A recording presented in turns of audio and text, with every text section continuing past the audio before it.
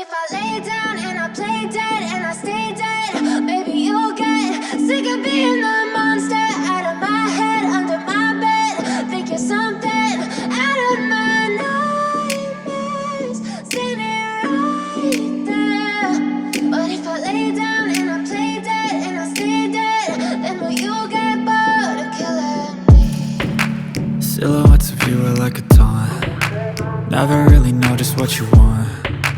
With you I don't ever feel calm.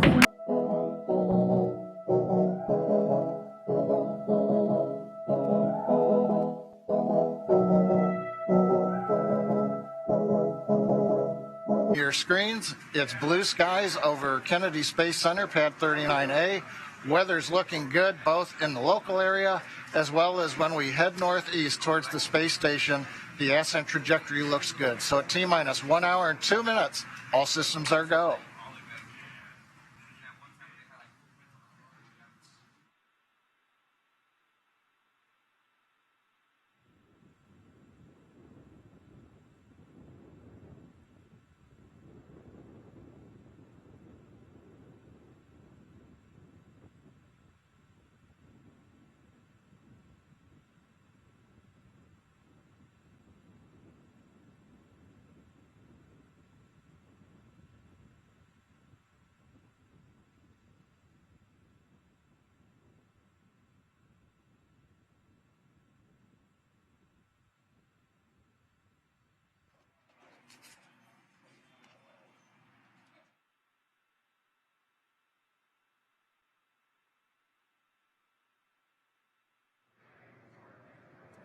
All right, well, you're looking at a live view of the Falcon 9 rocket and Dragon spacecraft that is in the final stages of preparation to launch the world's first all-private astronaut mission to the International Space Station in just over 1 hour from now.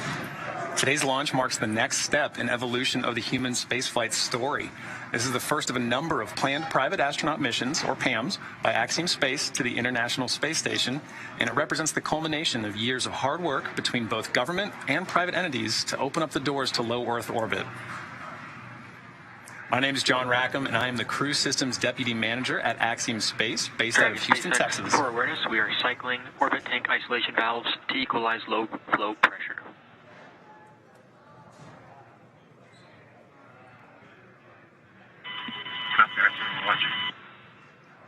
All right, just some back and forth there between the crew and the core. My name is Kate Tice. I'm the Quality Systems Engineering Manager here at SpaceX headquarters in Hawthorne, California. With our coverage now expanding to NASA television, I'd like to welcome friend from NASA, Dan Hewitt, coming to us from Johnson Space Center over at Houston, Texas. Hey, Dan. Hey, Kate, great to see you and the Johns. We're excited to join and get this milestone mission off the ground. Liftoff time is still holding, let's see, for 11:17 a.m. Eastern time, and currently tracking no issues with Falcon 9 or Dragon. The range remains green, and as you can see there with that shot, the weather is definitely cooperating. Yeah, it's a beautiful day for launch. What a gorgeous shot. Now, over the last 3 hours, Axiom astronauts Michael Lopez Alegria, Larry Connor, Mark Pathy, and Eitan Stiba donned their SpaceX suits in our new suit-up room and were then transported to the pad where our crew entered the SpaceX Dragon spacecraft that you see there live on your screen. Right, and since arriving at the spacecraft, our crews were helped by the closeout engineers or advanced team to get into their seats, attach their suits to special umbilicals that provide breathing air and a communication link to Dragon systems. And at that point, they conducted successful leak checks and communication checks with the core here in Hawthorne, which is the person dedicated to speaking directly to the crew throughout the mission. The closeout team then sealed the hatch, which also gets its own leak check. Unfortunately, that leak check didn't pass the first time, so we opened it back up, wiped it down, and performed that leak check again. And that second one was good. So that leak check is closed. Or excuse me, that side hatch is now closed. Moments from now, the closeout team will depart the pad while weather operators kick off their final check on wind speeds at the pad before the final go, no-go for launch. But before we get to that final go, no-go, the SpaceX team will do an internal poll, making sure conditions are ready with Falcon 9, Dragon, the crew, the range, and the weather. Let's pause now and watch watch the closeout crew as they finalize their preparations there on the pad.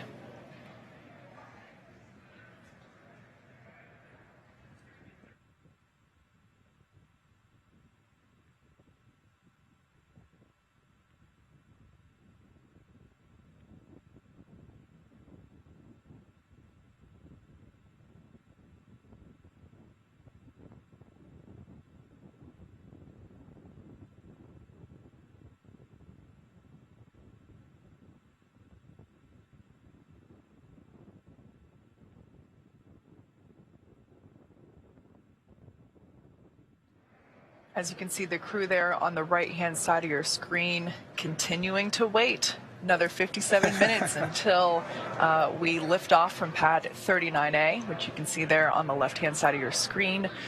We can confirm that the closeout team has departed the access arm there, so that's good news. Now, as the countdown continues, let's take a moment to get reacquainted with our crew today. So the AX-1 mission is commanded by retired NASA astronaut Michael Lopez Alegria, a Spanish-American who was born in Madrid, Spain, and is also called Mission Viejo, California, as well as Boston, Massachusetts home. Michael is a U.S. Navy captain and has flown 3 times aboard the space shuttle and once aboard Soyuz, so he has quite a bit of flight pedigree. He has conducted 10 spacewalks in his career, accumulating 67 hours and 40 minutes total in the vacuum of space. Both of these landmarks are NASA records. In 2021, he was inducted into the Astronaut Hall of Fame. You might hear us call him MLA a few times around here, so if you like acronyms, here's a new one for you. The pilot for AX-1 is Larry Connor from Dayton, Ohio. Larry is an entrepreneur, nonprofit activist, investor. He's won aerobatic flying competitions and has summited both Mount Kilimanjaro and Mount Rainier. Through AX-1, he'll become the first private pilot to reach the ISS. He'll also become the first human to reach both. SpaceX, you are go for section 6 of 4.100. When ready, report go for launch. That's in work, SpaceX. All right, so just some back and forth with SpaceX core Arthur Burial and the crew, continuing to work through our procedures. Ultimately, next check will be to make sure that the crew inside Dragon Endeavour are go for launch. Yeah. Back to our pilot, Larry Connor. As I said, he will also become the first human to reach both the deepest ocean depths and enter the bounds of outer space within 1 year. That's just crazy to me. Larry has been actively involved with the Mayo Clinic and the Cleveland Clinic for many years, helping to understand the effects of aging. This mission will add a new dimension. Go for launch.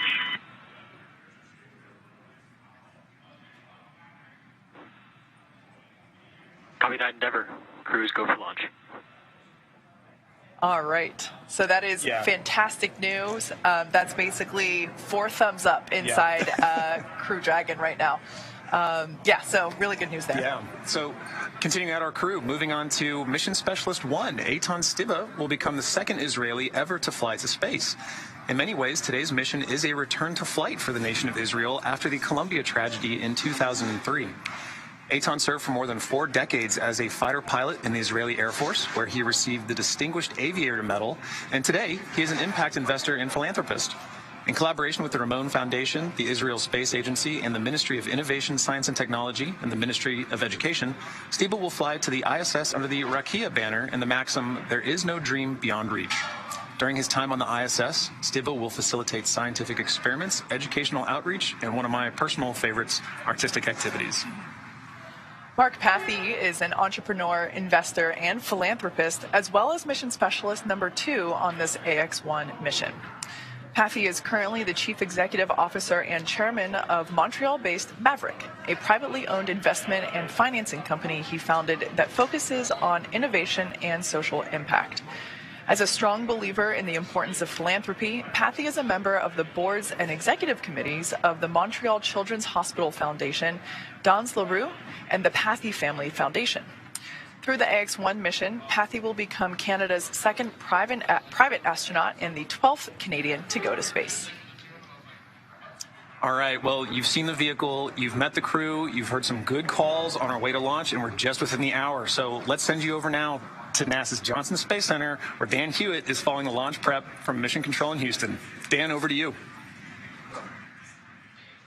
Hey, thanks, John. And the team behind me flying the space station, the crew on board, they're ready to get this first private astronaut mission off the ground.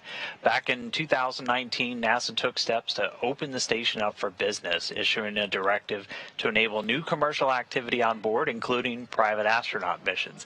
And all of this is done with the goal of building a robust economy in low Earth orbit. Now, why does NASA want to do that? Well, we're very aware that there is untapped potential in that space just outside of our atmosphere, and low Earth orbit can be a first step towards unlocking limitless possibilities.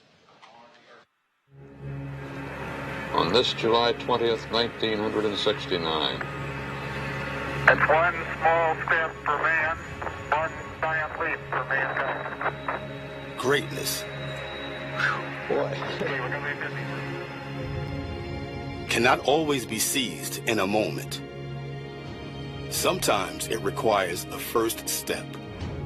A step into the unknown. Not knowing the path, but understanding the goal. Believing that the first step leads to greatness. We've touched the sky. Believing it will lead to new worlds. We've left our home, believing in a brighter future. We've come together, believing in shared goals. We've stayed and learned, believing in benefits for all. We take the first step time and time again because we've witnessed its benefits and believe in its potential.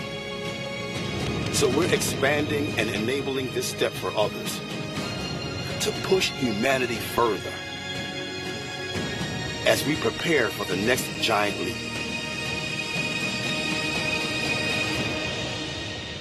We'll always need this first step. We're here to stay. And now is the time to join us.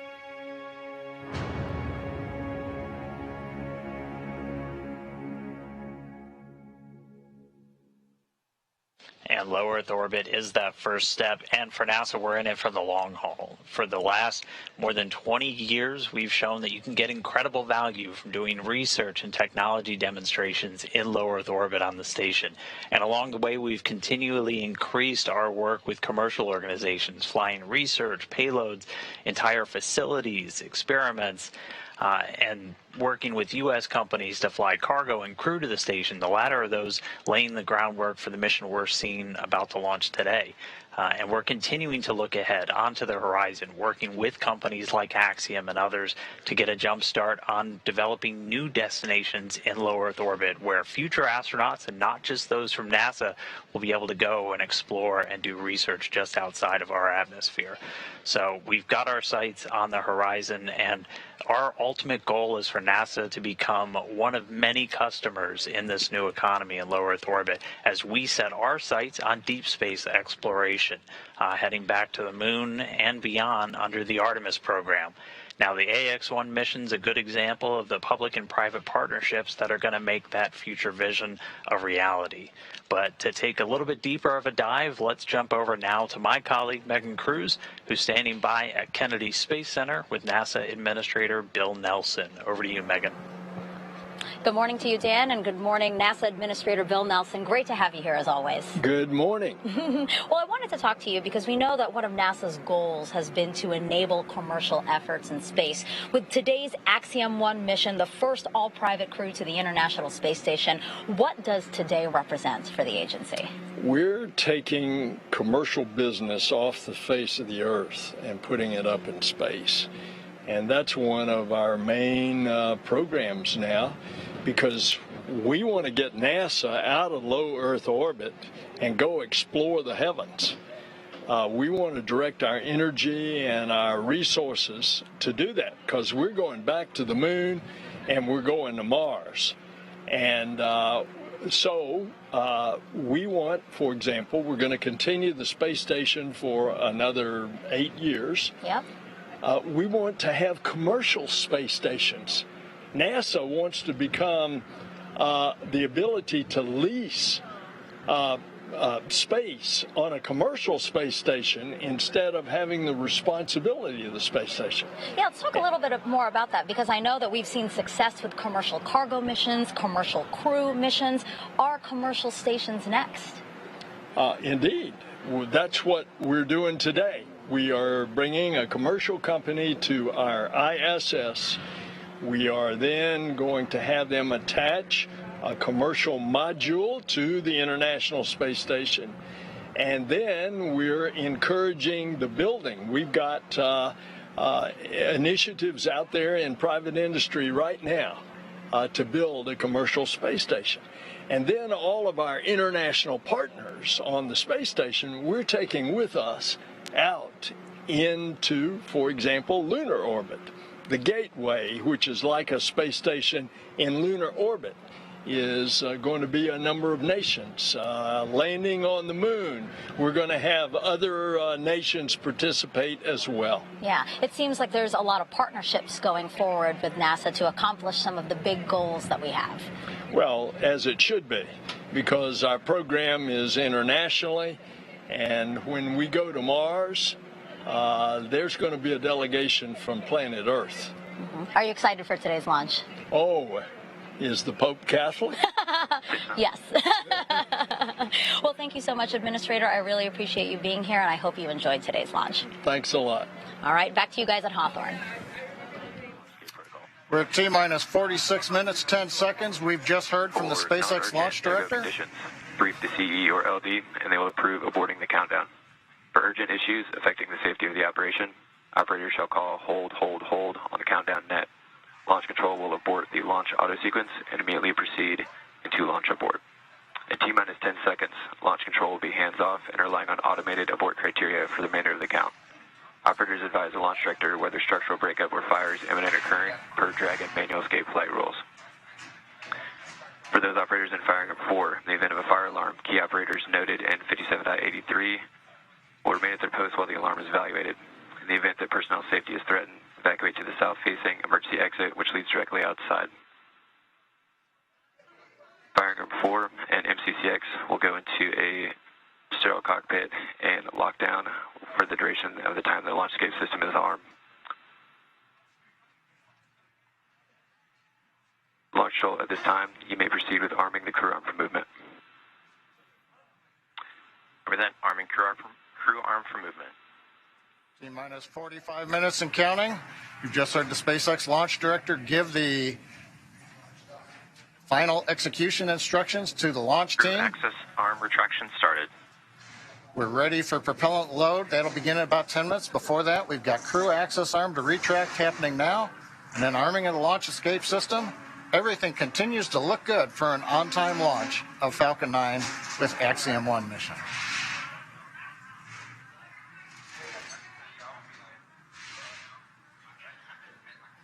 Dragon SpaceX for tablets. Go ahead, Arthur. As we prepare to step into LES arming, I need you to verify that the elastic bands are over the corners of all of the iPads in the vehicle.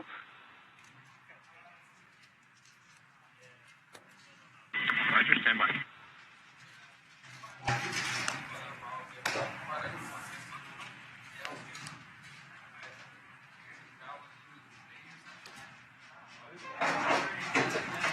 SpaceX Endeavour, Arthur, I can confirm that the elastic band on the sidepolls are around the tablets and also. All right, copy that. Thank you, MLA. And for awareness, that last call came in pretty quiet, so if you could speak up on the upcoming calls, that'd be great. Thanks.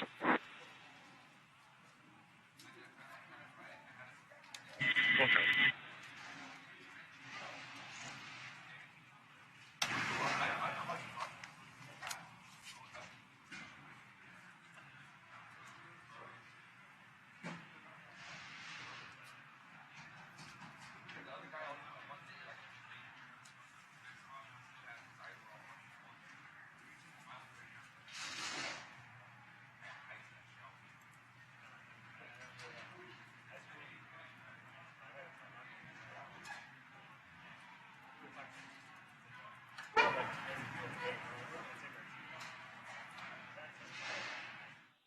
Okay, we'll give you an update here. Inside of 43 minutes, crew access arm has retracted from the Dragon spacecraft.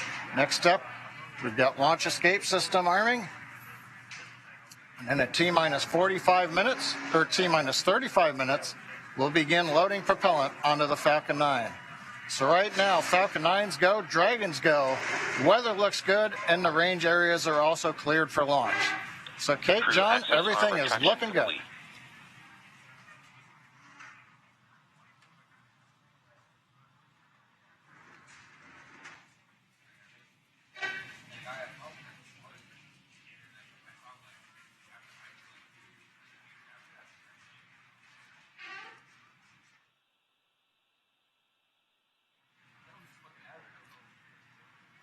Inside of 42 minutes, everything continues to go well. Waiting now for launch escape system arming.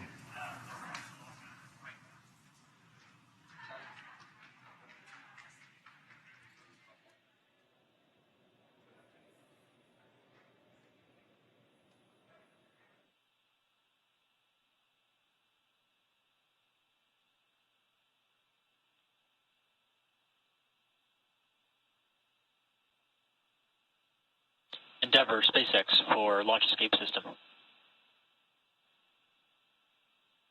Go ahead, Arthur. All right, MLA, at this time I can give you a go to step through Section 7 of 4.100, close visors and arm the launch escape system. That should work.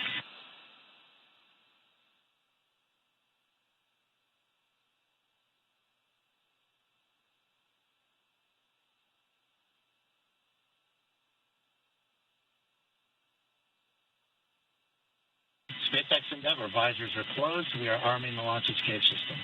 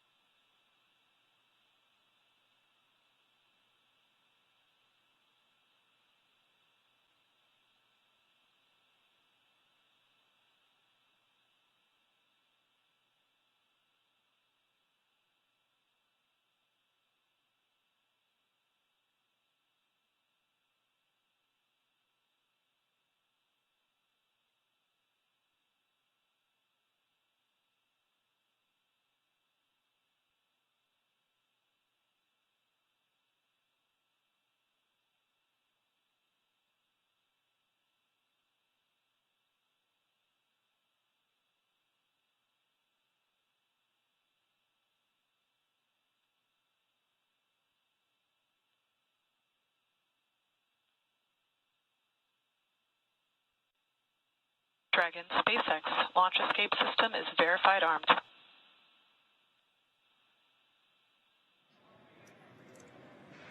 Copy, SpaceX. All right, there you heard it. The launch escape system is now armed. You can see there the crew in their seats with the visors down. Launch escape system, is the first of its kind escape system. It provides escape capability all the way to orbit. It's a really important function to have. Obviously, no intention of using it today, but that's what those call-outs were there back and forth that we just heard. Right, and as you heard earlier too from Administrator Bill Nelson, the importance of low Earth orbit. So speaking of just how valuable low Earth orbit is, the crew of X-1 will be conducting a tremendous amount of science over the course of their 8 days on board the ISS.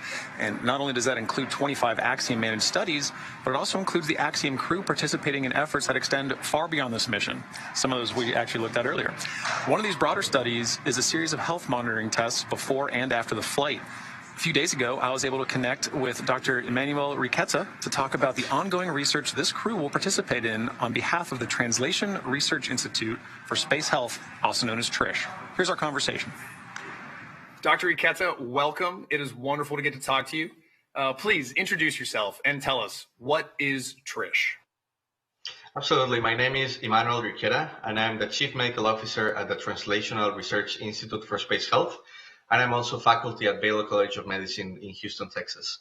The Translational Research Institute for Space Health, or TRISH, we're partners to the Human Research Program at NASA. And one of our main goals is to find and fund new disruptive research that is high risk but potentially high reward, with the end goal of keep humans healthy both in space and on Earth. And we have been working with commercial spaceflight missions since last year, and Axiom 1 is our 4th commercial spaceflight mission. That's really fascinating. Can you tell us a little bit more about your primary areas of focus or what you're studying on this mission? Yeah, so TRISH focuses mainly on the high priority areas of human spaceflight research. And I would say the 3 highest priority areas are radiation, behavioral issues that come from being isolated and confined in space. And the third one is how your body changes while you're in a different gravity field, either a zero-G environment like in space, or during different gravity fields when you are in the moon or Mars. Okay, interesting. So what kind of systems or hardware are you working with specifically to capture this data? For this mission, the hardware that we're using is absolutely optimized to provide, number one, the highest quality data, while being still easy to use, easy to implement, and being the lowest burden to the astronauts. So to collect all of this data, for example, vision changes, we have been using a small device, is roughly the size of a shoebox that you can see here. I have this here with me. So this is basically like having an optometrist on a box. Basically, the only thing that you have to do is just grab it, put it on your eyes, look at an object that is roughly 6 feet away from you, and after a few seconds, you get a prescription of your glasses right here. So as I was saying, if there's any changes on astronauts during these missions, we'll be able to see how that changes with this device. We're also looking, I was mentioning, at behavioral changes, how being in an isolated and confined environment has any behavioral aspects. And for this one, we have been using a small tablet like this one, also to test the sensory motor adaptation, the balance disorders, and the space motion sickness. We're using a device like this.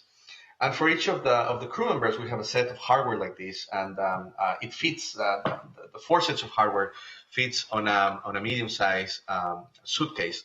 So it is really easy to move wherever it needs to go for launch and landing. That's wonderful. So what are some of the intended outcomes or goals of the research you're doing? Yeah, so some of the outcomes and one of the main applications, number one for spaceflight that we want to get from this research is that short duration missions like Axiom 1 are very, very relevant in the context of Artemis missions. When we go back to the moon, the first missions are going to be roughly the same duration as Axiom 1.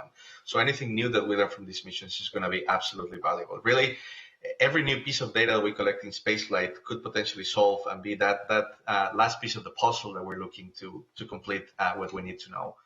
Dr. Riqueta, thank you so much for speaking with us today. We wish you the best of luck. It is my pleasure. Thank you. All right, we are about 30 minutes out from launch of the historic AX-1 mission. It has taken an enormous effort from an incredibly dedicated and hardworking team to get to this moment. And that team wanted to take an opportunity to wish the crew of AX-1 well and Godspeed. Hey X1, we're so happy for you guys, and just want to let you know we've got you here on the ground in mission control, so fly high and have some fun. From all of us here at the Integrated Performance Team, we want to wish you luck on your pioneering mission to the ISS, and hope to see you in a couple years when AX-H1 launches. It is not only an immense honor to get to watch your monumental mission, but also to have been able to support you on your journey towards this day as well. Hey guys, can't wait for this mission. We put a lot of hard work in. We're excited for you all to have a great time up there, and good luck. Thank you for helping set an important precedence ahead of a very bright future. Good luck, AX-1 crew. Let's conquer space. Hasta pronto. Woo! We want to send you all off with good wishes in this incredible journey. Godspeed. It has been such an honor to watch and support you guys as you prepare for this moment. I'm so proud of each one of you for the dedication, the long hours, and the hard work you put into making this a meaningful mission. Hello, Axiom astronauts. Thanks for stepping up to the plate for this amazing journey. You guys have trained hard, you've waited a long time, and this is now happening. Safe travels on this historic mission for the first private astronauts to go to the ISS. It's happening. Wave to us from up above, because we'll be thinking of you from down below. We're the Axiom safety team. We just want you to know that we are really proud of you and we've got your back. We're wishing you a safe and successful mission, and we'll see you when you get back on the ground. Hi guys, we're the Axiom Soft Goods team, and we just want to wish you a good mission and get back safely. It's a real pleasure to be talking with you guys right now, and we're super excited for you. I'm here to cheer you on along with the entire Crew Systems team. Yay. Thanks for everything you're doing.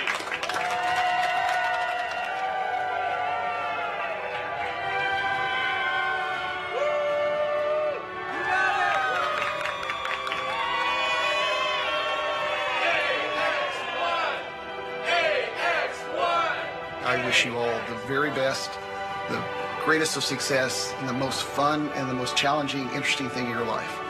Go big and enjoy your time on the ISS. We'll see you back on the ground. Hey guys, I am so proud of the Axiom One crew. It's so fun to be a part of something bigger than you and to contribute. Most important thing to remember, guys, take some time to look out the window and appreciate where you are. It's space.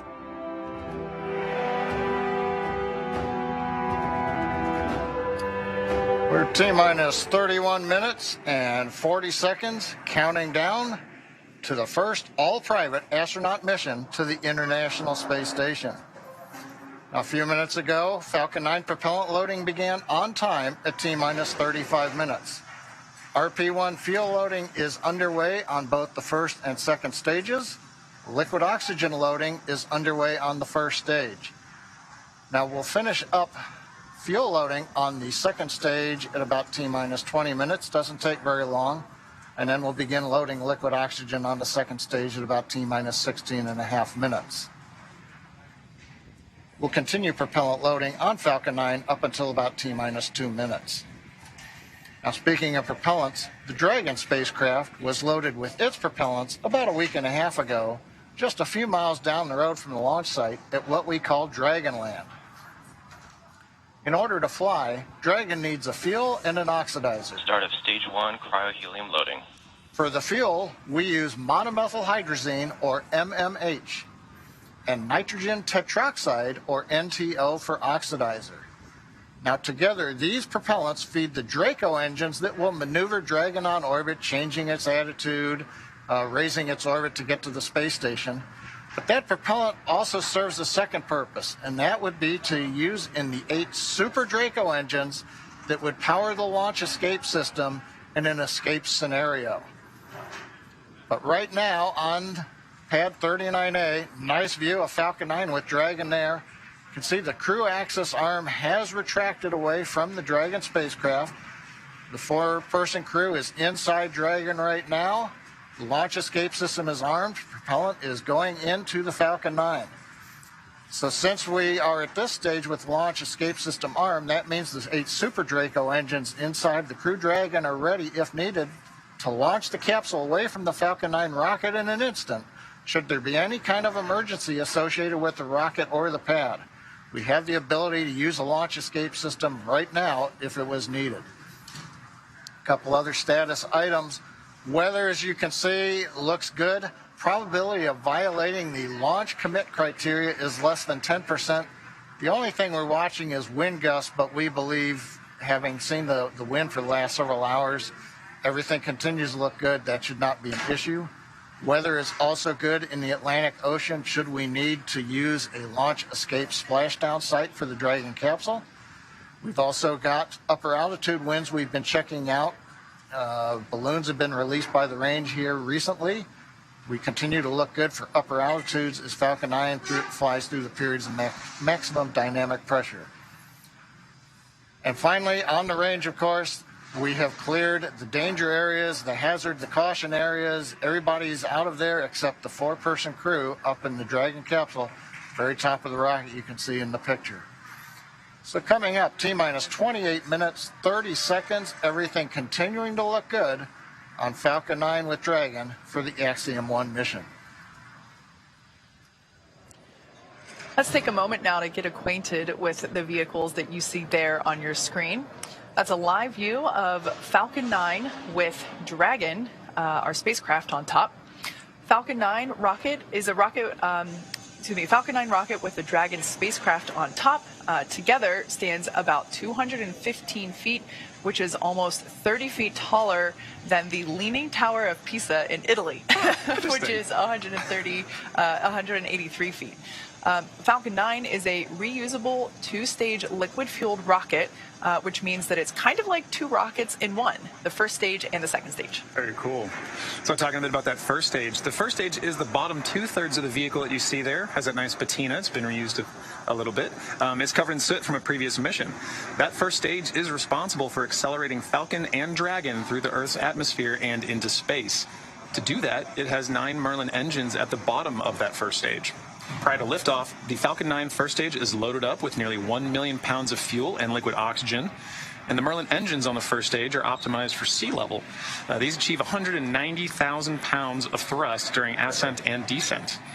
The first stage accelerates the vehicle through the Earth's atmosphere into space and then separates the rest of the rocket at about 2.5 minutes into flight. From there, the first stage will do what no other orbital-class rocket in the world can do.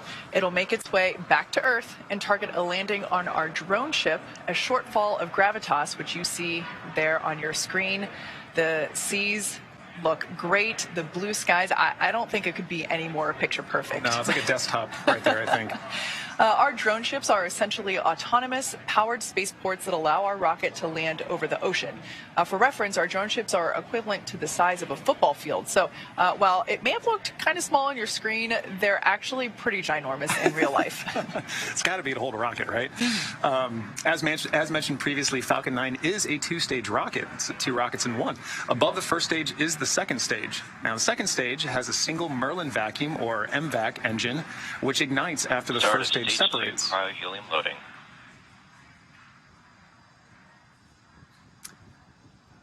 Now, the second stage is essentially a smaller version of the first stage, and whereas the first stage is designed to power the vehicle out of Earth's atmosphere and the forces of gravity, the second stage is specifically designed to operate in the vacuum of space. The second stage powers the Dragon spacecraft to its specific targeted drop-off point in orbit. The Dragon spacecraft is capable of carrying up to 7 passengers to and from Earth orbit and beyond. But for today's mission, it is carrying 4 members of the Axiom 1 crew. It is the first private spacecraft to take humans to the space station and the only spacecraft currently flying that is capable of returning significant amounts of cargo to Earth. Like the Falcon 9 rocket, the Dragon spacecraft is also reusable. Today will be the 3rd flight to space for this Dragon spacecraft that the Axiom 1 crew is flying in today. The previous flights for this capsule supported were recently the Crew 2 mission, and before that the Demo 2 mission, which was our first human spaceflight mission. Pretty incredible. Yeah. Now, as we await T0 in just under 25 minutes, the ground operations teams are doing a series of system checks to make sure both Dragon and Falcon 9 are ready for launch. Let's take a look at what the ascent portion of this mission will look like. Right, so once we hit T-0, we will watch Falcon 9 and Dragon lift off from historic launch pad 39A and make their ascent. At about 50 seconds into flight, Falcon 9's engines will throttle down to help pass through the period of maximum dynamic pressure on the rocket, or what we typically refer to as max Q. It's worth noting that once we hit max Q, the vehicle will be going supersonic. Once we're through the period of maximum dynamic pressure, we can throttle up our Merlin engines again. From there, at about 2.5 minutes into flight, we have a series of 3 events that happen in rapid succession. The first of which is MECO, or main engine cutoff. This is where all 9 Merlin engines shut off in preparation for stage separation, which, as the name suggests, that is where the first stage detaches from the second stage, with the first stage making its way back to Earth for landing as the second stage continues on its journey with the 3rd event. Right, now SES-1, or Second Engine Start 1, is where the Merlin vacuum engine lights up and propels the second stage, along with our AX-1 crew, into orbit. As Stage 2 heads towards its targeted drop-off orbit, Stage 1 will execute 2 burns in order to make its way back to Earth. The first stage is the entry burn, where 3 of the Merlin 1D engines will reignite and then shut down. This helps to slow the stage down in preparation for entry back into Earth's atmosphere. While the first stage is heading back to Earth, the second stage will cut off its singular Merlin engine that was ignited right after stage separation. Once this happens, we'll wait for confirmation of good orbital insertion. About 90 seconds after Dragon gets into orbit, Falcon 9 will land back on Earth. The landing burn, which is a single engine burn, will bring the vehicle's speed down rapidly in order to land on the drone ship at about 9.5 minutes into the mission. And while Falcon 9's first stage is landing, Dragon is preparing to separate from the second stage. About 3 minutes after the second stage gets into orbit, we should have a great view of Dragon with its 4-person crew drifting away from the second stage. Now, once Dragon is a short distance away, it will begin checking out its Draco maneuvering thrusters to make sure Dragon continues to increase separation distance from the second stage. And lastly, the nose cone deploy sequence will initiate just before T plus 12 minutes and finish around T plus 15 minutes. And this sequence will expose Dragon's docking mechanism in advance of its arrival at the International Space Station. So, as you can tell, it's a pretty jam-packed 12 minutes. Yeah, pay attention. Pay close attention to what you're listening to. Don't blink. With all of that in mind, let's head back over to Dan Hewitt for an update from the ISS team over at Johnson Space Center. Dan? Hey, thanks, Kate. Now, inside the room, the International Space Station Flight Control Room, Flight Director Scott Stover is leading the teams right now. But just about 4 hours ago, NASA Flight Director Diane Daly gave a go on behalf of the combined ISS team to the SpaceX mission director, just saying that ISS, or the space station, was go for launch. Now, to get there, we've got a list of flight rules, basically just guidelines for all of the major systems we have to make sure are functioning on board station before we can give a go to launch another crew up there. So we're looking at everything from those core critical command and control computers, verifying we have a good communication path through our tracking and data relay satellites, ensuring that the atmosphere, all of the life support systems on board are functioning, even the mechanical systems like the docking port where this mission is headed. So we're expecting today's flight to be about a 20.5-hour journey from launch to docking, with the Crew Dragon Endeavour headed towards the Node 2 Zenith. That's the space-facing port on the top of Node 2, the Harmony module on board the station. And once they get there, they're going to get welcomed by the Expedition 67 crew, which is made up of 7 individuals right now, 4 from our SpaceX through Crew 3, 445 for the teams over in Hawthorne. And so once they get there, they'll be able to get out of their suits on board the Dragon spacecraft while the team on board station moves into what's known as the hatch operations. Station Commander Tom Marchand is going to be pressurizing that small area between Dragon and the station hatches. We expect it to be a little under 2 hours from docking to hatch open, and then we'll welcome the AX-1 crew on board the space station. So a lot to come with that 20.5-hour journey, but all that's going to start with a launch. So I'll send it back over to Hawthorne as we get into the final phases of the countdown. Back over to you, John. Right. Well, Dan, as you mentioned, it all starts with the launch. And Kate, it's looking like it's getting pretty busy here. People are excited about seeing a launch, right? Yeah, we're just now under 20 minutes until liftoff. As you could probably tell by the noise, the crew here, excuse me, the crowd here in Hawthorne, we're at SpaceX headquarters in Hawthorne, California, is starting to gather just beyond mission control here in the building. And you might be able to tell by the ambient noise, in addition to the live production noises that you also hear. You know, we are in a rocket factory. But yeah, you can see there the crowd is starting to grow behind the team there at Hawthorne Mission Control. Now, we saw Dan speaking earlier from Mission Control in Johnson. There is a Mission Control Center in Florida where the SpaceX teams are also gathered in Firing Room 4. And then we have the Mission Control Center here. There's a shot of our Firing Room 4 there in Florida at Cape Canaveral. You can just barely make out Pad 39A there in the distance there through the window. Might be wondering why all the different mission control rooms. The one in Johnson, as Dan was saying, you know, that's really mission control for the International Space Station and those operations. The control room that you see there is for everything leading up to launch. As soon as Falcon 9 lifts off, responsibility and control transfers to Mission Control Center here in Hawthorne. So just a quick explanation for why so many rooms with computers. Exactly. Yeah, and in addition to all the teams gathering here, we've got teams of our own gathering in Houston at Axiom headquarters. You can see there on your screen Axiom Mission Control with the lovely Axiom family behind them looking in proudly. All right, well, Dan mentioned that, first we have launch, then we got rendezvous and docking, and then we've got 8 days of jam-packed activity on the ISS. So busy. Yeah, and docking day it's not just a ride to space, right? You get up there, you open that hatch, and crew is working. I got a little chance to look at some of their timeline, and as soon as they open that door, they are getting invited in, they are getting trained on some emergency procedures, and then stepping right into payload activities, stowage transfers, and just generally getting acclimated, but they're working before they go to sleep, and the work doesn't stop there. It sounds a lot like everything leading up to launch itself. Everything is scheduled, planned. Even, we know that even sleep time is scheduled on the ISS. And something that's incredible to me is that not only do you have work to do, your science experiments and that kind of stuff, not only do you have to get some sleep, or you can, you also have to exercise, right? The exercise time, which can be a couple hours. Stage 2 LOX load has started. All right, so good news there. We have begun LOX load, liquid oxygen loading on second stage. So that is currently underway for first and second stage, as well as loading of RP1, which is our fuel on both first and second stages. Right. Right, and again, some of those things that he talked about, it's all following a timeline, right? And we are listening for those important cues along the way that we're hearing on these nets or on the loops, listening for where are we along in that timeline, so we know exactly where we are in terms for launch as we count down at just T-minus 15 from launch.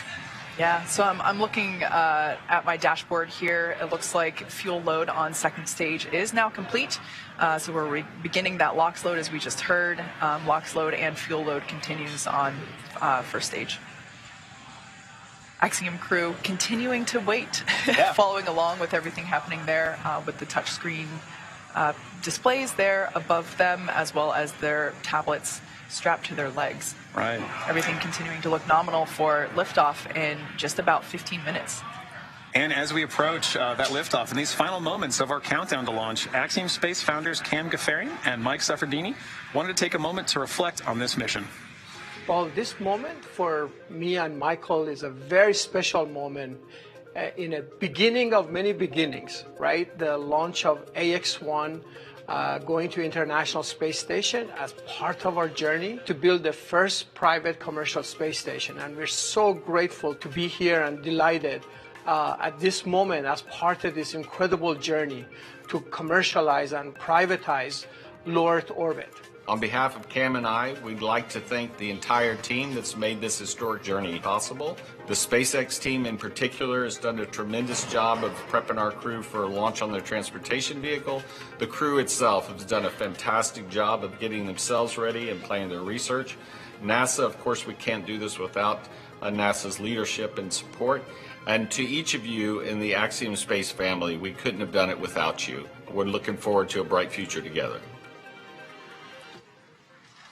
T-minus 14 minutes, 7 seconds, and continuing to count down. Everything is still looking good for launch of Falcon 9 and Dragon. That'll occur 17 minutes and 12 seconds after the hour. As a recap, Falcon 9 began propellant loading at T-minus 35 minutes. We just heard loading of the RP1 fuel. The kerosene fuel on stage 2 was completed right on time at T-minus 20 minutes. We've still got fuel going onto the first stage. Looks like we're about 90% or so full right now.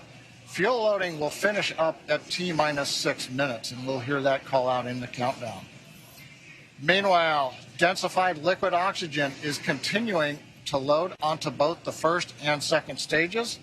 First stage will close out at T-minus 3 minutes. The second stage, we just began loading liquid oxygen at T-minus 16.5 minutes just a few minutes ago. That'll wrap up at the T-minus 2 minute mark. Now we load the liquid oxygen as late as we can in the countdown. It's densified. That means it's ultra cold. well below the boiling point of liquid oxygen. That lets us put as much as we can on the vehicle for performance, and getting it on board the vehicle just before liftoff means it won't warm up, where you start to lose the ability to put liquid oxygen onto the stages, into the tank, in the quantities we want. So it stays nice and cold, it doesn't bleed off, and that gives us the performance we need on Falcon 9. Continuing on, Falcon 9, checkouts of the thrust vector controllers, what we call TVC wiggles, you may hear that term, they're coming up.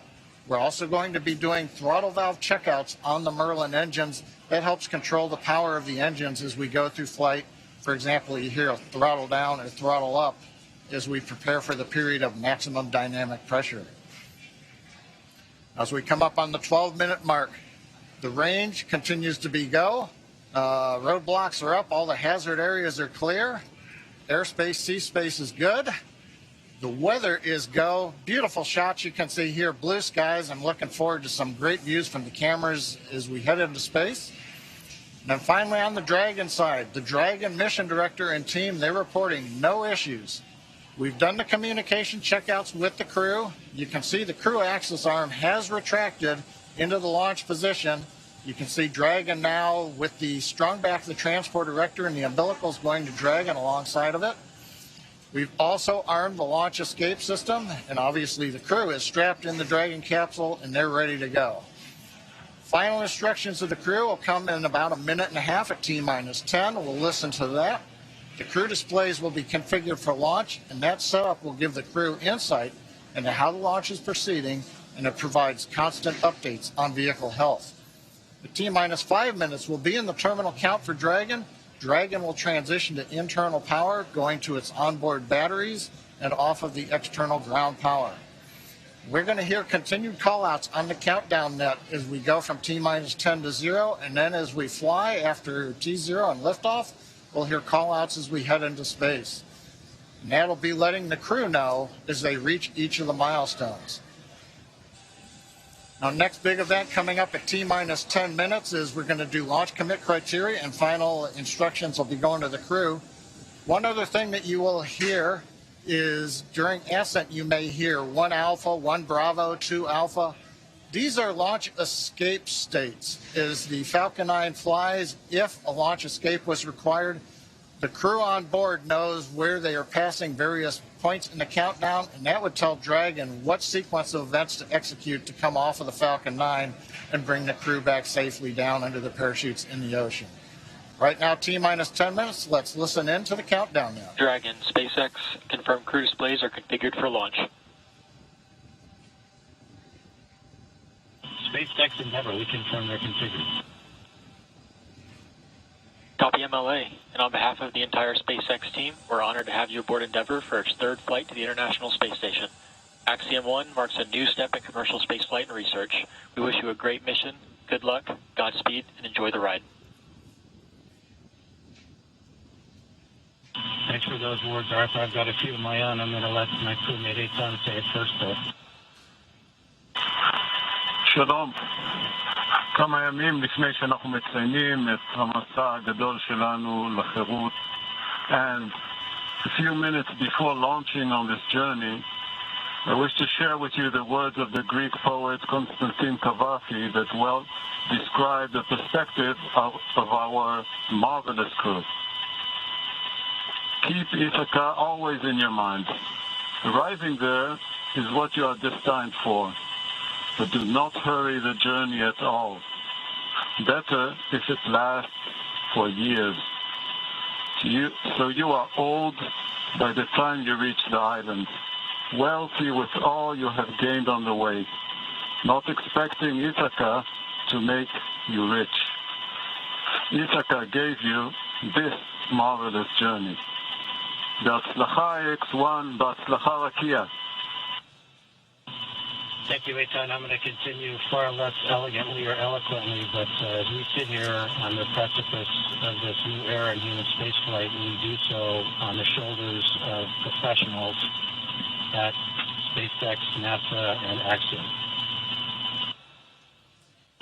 We want to thank all the teams at SpaceX, Falcon 9, Dragon, the launch team, of course, closeout team, all of the folks in mission control, and of course our training teams.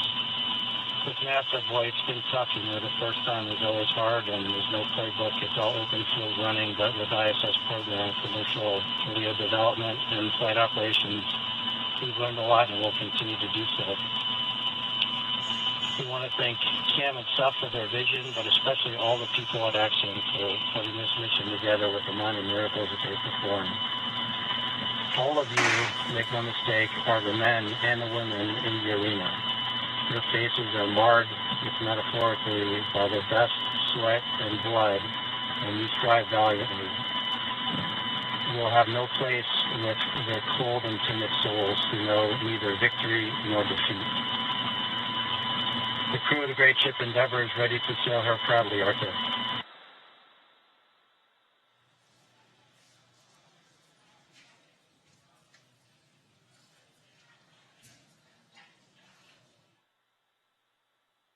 Some heartfelt words there. Stage 1 engine chill has started. All right, so there was the call that we have begun to chill the engines on the first stage. So what we're doing right now is flowing a little bit of the super chilled liquid oxygen through the turbo pumps on those M1D engines. There's 9 of them at the base of the first stage. And that's essentially bringing them down to the temperature of that super chilled liquid oxygen to prevent any thermal shock to the hardware. Just before that call, some really heartfelt words from Commander MLA and Mission Specialist Eitan Stiba. Really love hearing that commentary.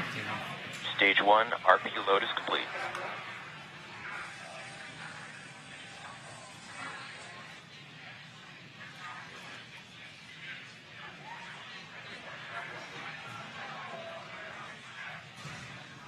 At this point in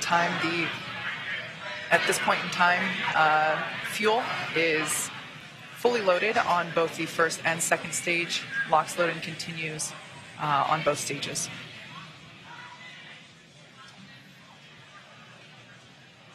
Coming up on 5.5 minutes. Kate's let us know that we've got the fuel load complete. Next is coming up. We're T-minus 5 minutes. Dragon will be transitioning configuration for terminal count and going on its internal battery power. Everything continues to look good as we're counting down.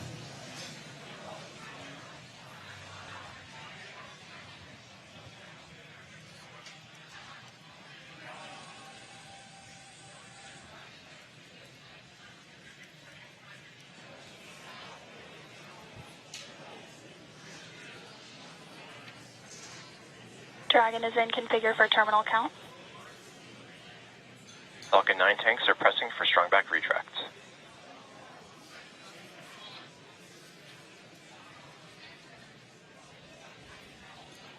Heard the call out. We're pressurizing the tanks for strong back retract. We'll hear a sequence momentarily. Strong back is retracting. Actually, that's the start of about a 1-minute sequence. In about T-minus 4 minutes, the clamp arms that you can see there will open. And then we will see the retract from there. So we've heard the call out. That's the start of the sequence. Doesn't mean that the clamp arms are late opening. Will take us a few more seconds. As you can hear, the excitement and the crowd is really growing here at SpaceX headquarters at Hawthorne, California. There you can see the clamp arms have begun to open. And next we should see the strong back begin to retract.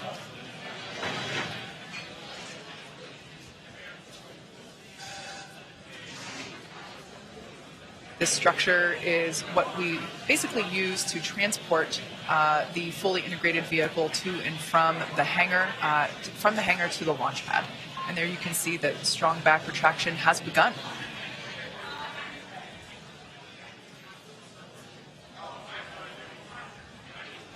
Everything continued to look phenomenal as we're now under 3.5 minutes until launch. RP1 fuel is fully loaded on first and second stage.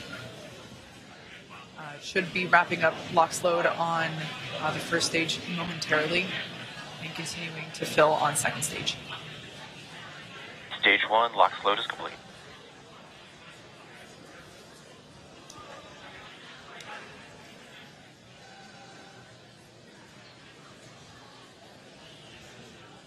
We're under 3 minutes until liftoff of the Axiom 1 mission.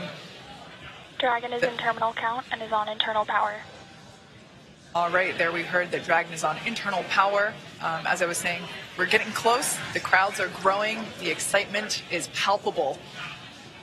You can see there on the left-hand side of your screen, Mission Control here in Hawthorne, California, just behind where John and I are. And then on the right-hand side, that looks like Axiom Mission Control. That looks like Axiom Mission Control in Houston, Texas. Everybody's waving and saying, hey.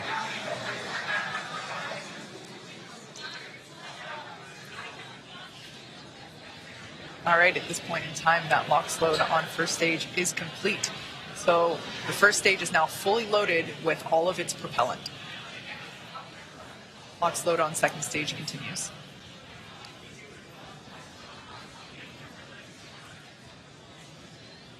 As we've mentioned before. Stage 2, LOX load is complete. All right, so there's that call. At this point in time, Falcon 9 Dragon is in auto idle. Dragon is fully loaded with all of its propellants, nearly 1 million pounds of that propellant. Next event coming gas up closeout has started. right now, the gas closeouts. We finished pressurizing the storage tanks on board the Falcon 9. They gave the crew the heads up, and they hear some loud venting noises. We're also going to vent down the liquid oxygen line that carried the LOX up to the second stage. Generates a typical large white cloud of condensation around the strong bag. Big event coming up now, T-minus 1 minute, all the flight computers take over. Let's listen in to the last minute of terminal count. FTS is armed, Falcon 9 is in startup, and now controlling. Dragon is in countdown.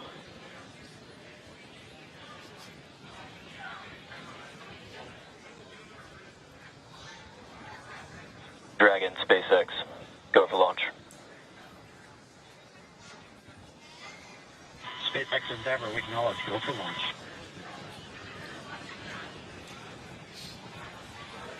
T-minus 30 seconds.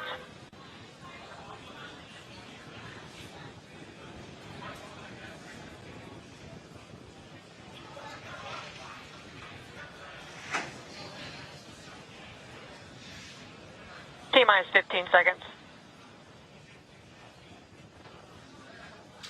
10, 9, 8, 7, 6, 5, 4, 3, 2, 1, 0. Ignition.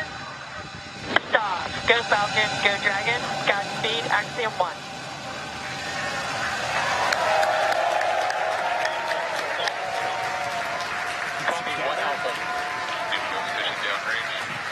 Together, a new chapter begins. Godspeed, AX-1. Stage 1 propulsion is nominal.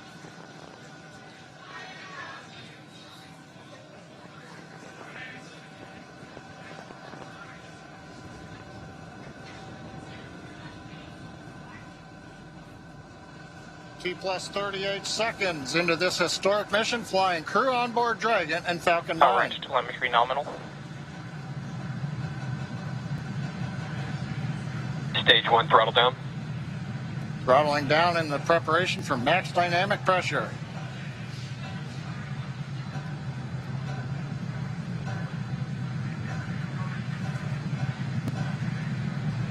Falcon 9 is supersonic.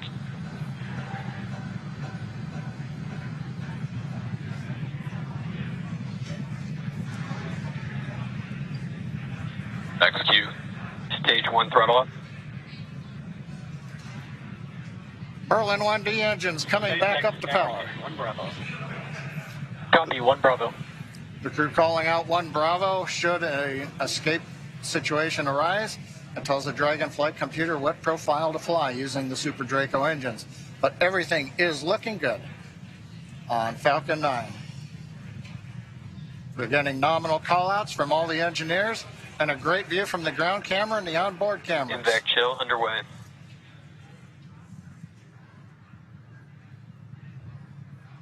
beginning to chill in the second stage turbo pump in preparation for its ignition coming up in just over half a minute from now. Coming up on about 3.5 G's acceleration for the crew. We'll begin throttling down the Merlin engines to hold that level of acceleration.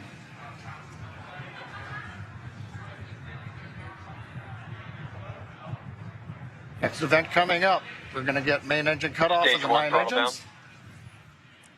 Get stage separation and ignition of the second stage engine.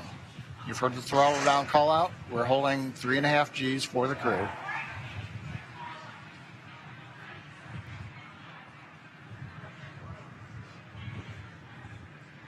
And Miko. Stage separation. Copy 2 Alpha. Feedback ignition.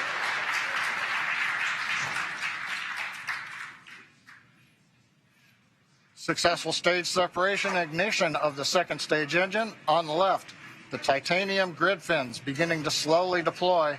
Great views from the first stage camera. The first stage now begins a slow flip maneuver. You can see the white nitrogen gas plumes as we reorient for an entry back through the Earth's atmosphere a little bit later in the plus count. Second stage, we see the engine nozzle glowing red. Everything continuing to look good on the second stage.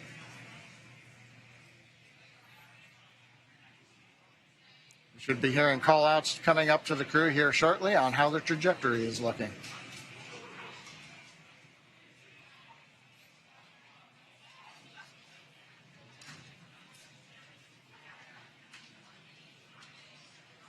Dragon SpaceX, trajectory nominal. It's what we like to hear. Acquisition of signal, Bermuda. AOS Bermuda, acquisition of signal. The Bermuda tracking station now getting telemetry from the second stage of the Falcon 9 with the Dragon on top. T plus 4 minutes, 10 seconds. Everything continues to be nominal. First stage coasting to apogee, and then it will come back down for landing on the drone ship. Second stage partway through its lengthy burn to get the crew into orbit. So Kate, 4.5 minutes in, everything continues to look good. What a absolutely picture-perfect liftoff. We've got a live view of the crew inside Dragon Endeavour. Looks like everyone is still pretty comfy. As John had said earlier, we got Dragon SpaceX, trajectory nominal. All right, good call out there that trajectory is nominal. Endeavour, we copy. As John mentioned, we got to about 3.5 G's there. Acquisition of signal, New Hampshire. On the left-hand side of your screen, we can see the first stage as it is making its way back down to Earth. It's targeting a landing on our drone ship, a Shortfall of Gravitas, which is parked a couple hundred miles off the coast of Florida out in the Atlantic Ocean. Second stage on the right-hand side, everything continues to be nominal there, as the MVAC engine is powering the second stage and Dragon Endeavour to its targeted drop-off orbit.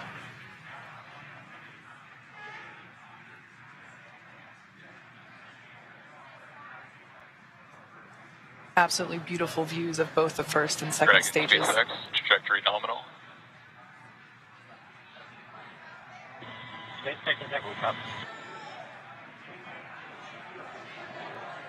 All right, so coming up in about a minute and a half, the first stage will execute the first of 2 burns required for today's landing attempt. At about T plus 7 minutes and 30 seconds, we'll see the entry burn begin. That's where the first stage will ignite the center engine first, and then a couple seconds later ignite 2 more engines, so a total of 3 engine burn, which will last about 29 seconds. The entry burn slows the vehicle down significantly as it re-enters back into the Earth's atmosphere. The first stage sees high drag, which scrubs roughly 70% of that velocity by the time that the landing burn begins. stunning view where you can see the curvature of the Earth there on the left-hand side. Dragon, SpaceX, trajectory nominal. SpaceX Endeavour, we copy. There you can see the nitrogen gas thrusters. So that's the puff of gas that you see there occasionally. That's used for attitude control systems. We also utilize those grid fins that you see. There are 4 of them placed around the booster. And those grid fins also help steer for a precise landing, either at Stage 1 entry burn startup. Stage 2 flight. All right, there we can see that entry burn has begun. We are targeting a landing on our drone ship, a shortfall of gravitas today. Everything continuing to look nominal with trajectory and MVAC performance there for our second stage on the right-hand side.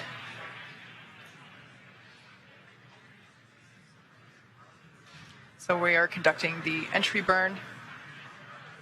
Previously, the booster was... Stage 1 entry burn shut down. That entry burn helps slow the booster down. It was going about 25 times the speed of sound. So we slow it down as it re-enters the dense part of the Earth's atmosphere.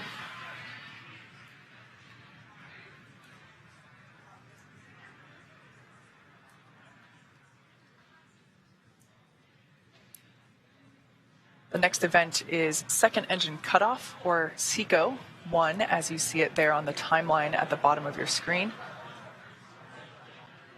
Stage 2 in terminal guidance. That's where we shut down the MVAC engine, or second engine cutoff. Copy, Shannon. Stage 1 transonic.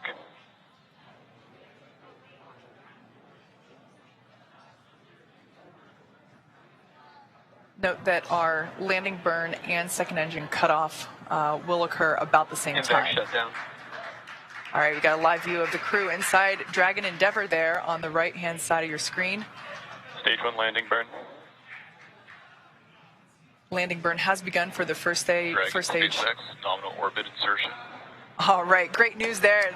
Dragon Endeavour, nominal orbit insertion. SpaceX Endeavour, we copy, and it's great to be here. 0G, and we feel fine. Stage 1 landing leg deploy. SpaceX Dragon launch skip system disarmed. As you can see, this Falcon 9 has landed for the 5th time. All the while, great commentary there. Landing confirmed. While we can confirm the landing. Confirmed landing there of the first stage booster. Also, almost simultaneously, great news for the second stage. We heard that there was nominal orbit insertion for Crew Dragon Endeavour. There you can see a live view inside our Dragon. Looks like the crew is beginning to adjust to 0G. And if you look at the right-hand side corner, it looks like we can see the 0G indicator. Yeah, that was one of mine. That was one of the things I really wanted to see, what they were going to bring for their 0G indicator. So I can't wait to see what comes on. It looks, I can't quite tell, Pokemon. Maybe, okay, well, hopefully it'll come into closer view. Yeah, but and if not, we'll get to ask them later, hopefully. Yeah, great to see the crew here again, starting to, really getting their first taste of microgravity. Yeah. Oh, it has ears? Oh, it's a bunny. It Is looks that like a Thumper? bunny. I think it might be. I think that's Thumper from Bambi. Love it. So right now, the second stage is basically preparing for Dragon separation. The next step now that, as we said, Dragon has nominal orbital insertion, the second stage and Dragon will separate. Views there of our MVAC engine now shut off, no longer glowing that lovely shade of orange.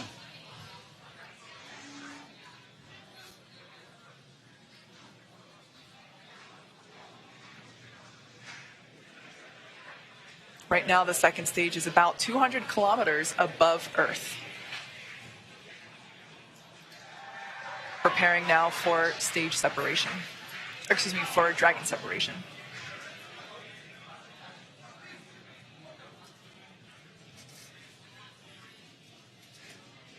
For those of you that have just recently joined us, we had an on-time liftoff of the Axiom 1 crew. They are now in space and coming up to separation from second stage, at which point they will then begin to make their journey, continue their journey to the International Space Station.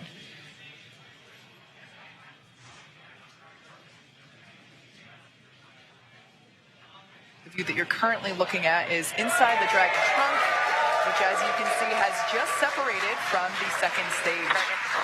Dragon separation confirmed.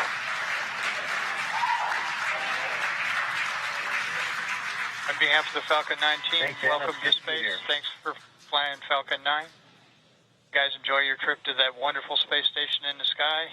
Do some great research for us. We'll look to see you back here underground.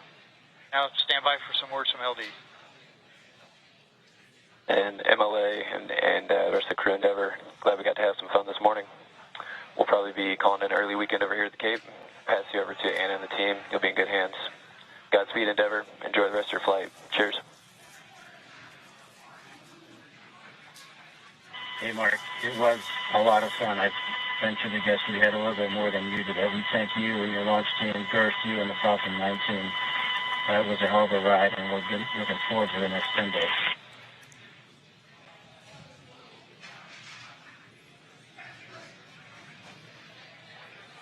All right, some nice words there from a couple of key folks.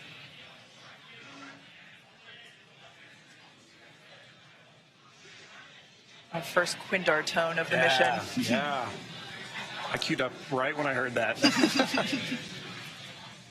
There we can expected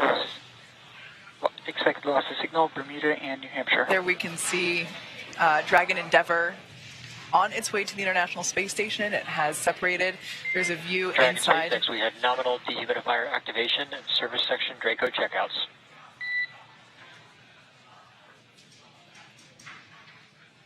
There we can see over the shoulder of SpaceX Endeavor, we copy, Arthur. Over the shoulder, previously Commander MLA was on the left and pilot Larry Connor was on the right. Live view inside the cabin. They just got the okay to lift their visors. All right.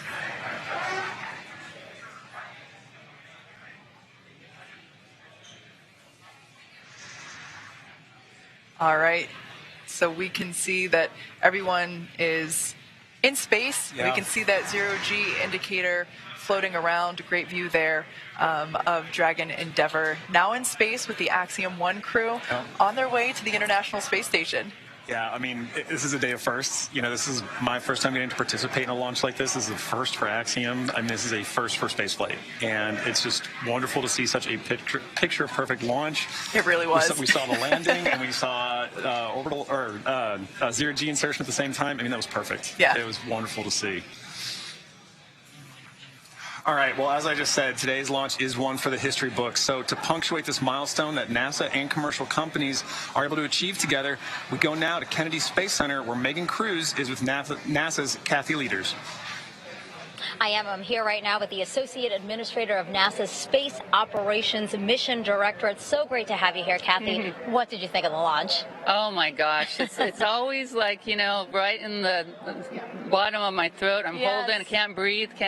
Yes. But what a beautiful, beautiful sight. Yeah. So good to see it. I want to tell everybody working Artemis 1 wet dress, we're off the range. We're off the range for Axiom 1, and we can get moving. But you always want to hear the engine cut off. You always want to hear that second stage engine's lighting. You always want to hear, you know, each of these stages, and we need to just keep carefully working through the different steps to get that crew there to the International Space Station safely. Yeah. What does Axiom 1 represent? Axiom 1 and also future private astronaut missions to the International Space Station. Hey, you know, NASA's original goal was to enable commercial industry. That was actually in our original Space Act agreement. And so here we are, you know, 60 years later, enabling that through our missions. And so I just feel like this is a culmination of 60 years of work for us. And here we are once again getting to see, and for the first time getting to have commercial, you know, private astronauts going to the International Space Station, and they'll get to see what our government what they're calling professional astronauts doing their real work, but then also getting to do their work too. And it's another place where learning to peacefully work in space, I think, is moving us forward. Yeah, so important. And, you know, we just watched Axiom 1 lift off from that launch pad right there behind us. In a couple of weeks, we're going to see Crew 4 launch from that same launch pad. And then just right next to it, Pad 39B, we have NASA's brand new space launch system. Can you recall a busier time we've had here at the Space Coast? And how is Kennedy Space Center managing its new role as this multi-user spaceport?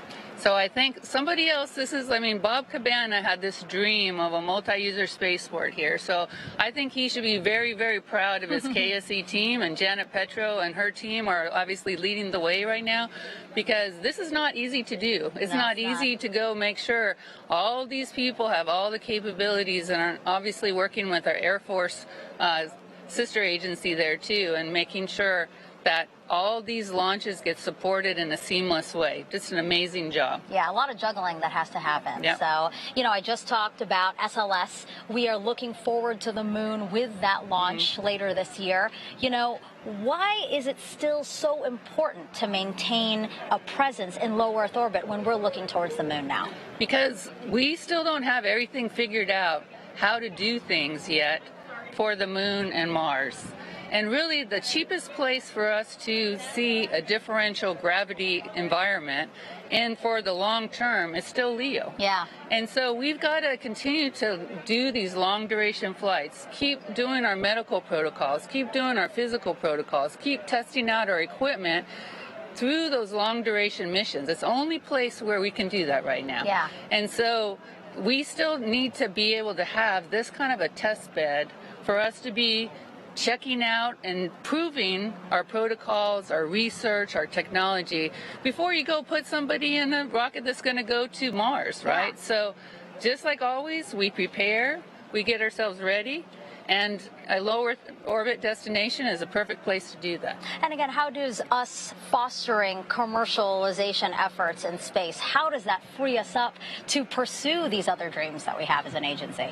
So, you know, the administrator today in the pre-mission conference, he said, you know, we right now are doing, this is our first step. We're working with a commercial company to have them come to our International Space Station. And we're learning to work together and figuring out how to work together. And this is going to be an important step for us, because moving forward, we would actually like to now be able to buy a ride and time on orbit with a commercial company to be able to have them do that. And so this is the first step of their learning from us and us learning from them. And then in the future, you know, we're going to have space station for another 8 years, but we would like by the early 2030s for us to be flipping the roles and have our professional astronauts going up and checking and doing and focusing on the research and technology we need for exploration, but allowing commercial providers to be doing the hard work of maintaining the laboratory. Kathy, what an exciting future. I'm looking forward to seeing it, and thank you again for being here. Thank you. All right, back to you, Dan. All right. Hey, thanks, Megan. It is great to see the AX-1 mission on orbit. The team here with the space station are ready. We're ready to get them on board. So their journey just started. They've got about 20 and a half hours until they're docked to the space station. Again, they're headed for the Zenith port on Node 2. That's the space-facing one on the very top. With that docking scheduled right now for 11:45 GMT on Saturday. That is just about 6:45. I have a feather. In my right hand, a hammer. And I guess one of the reasons we got here today was because of a gentleman named Galileo a long time ago, who made a rather significant discovery about falling objects in gravity fields. And we thought that where would be a better place to confirm his findings than on the moon.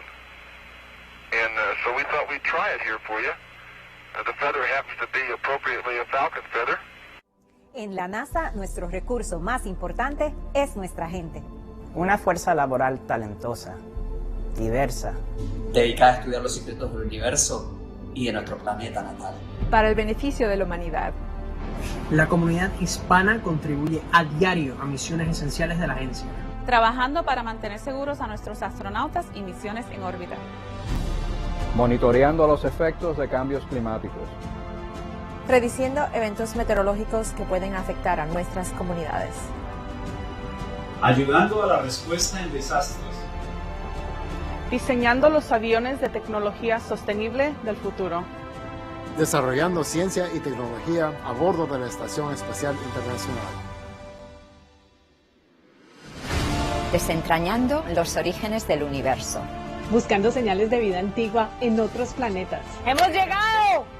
¡Perseverance llegó! Y preparándonos para llevar a la primera mujer y a la primera persona de color a la Luna. Nuestra diversidad de orígenes y culturas impulsa nuestra capacidad para innovar. Y hace que nuestra agencia sea más fuerte, incluyente y diversa. Somos hispanos. Somos hispanos. Somos hispanos. somos hispanos, somos hispanos. Somos NASA. Sigue nuestras historias en NASA en español.